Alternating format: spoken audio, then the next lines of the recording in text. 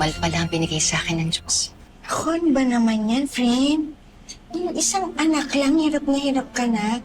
Yan pa kambal. Ano ba namang pagpapahirap yan? Hindi sila pahirap sa akin. Alam ko na hindi madali.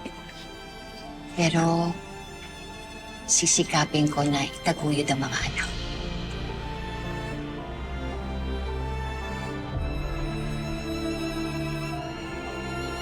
Ang tulis talaga niyang amo mo. Kambal pa yung nabuo. Siguro punong-puno na sustansya yung katawan niyan.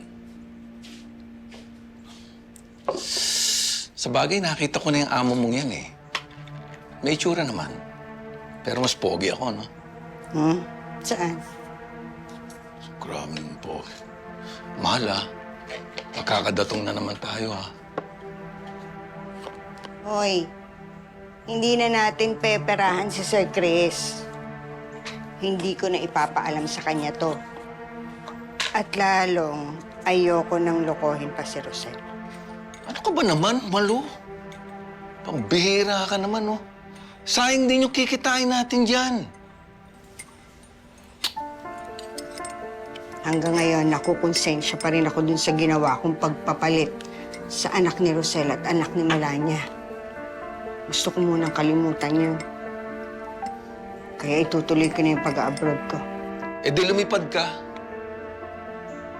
Alam mo, minsan kahit buwisit ako sa'yo, mami-miss kita. Mahal, ah.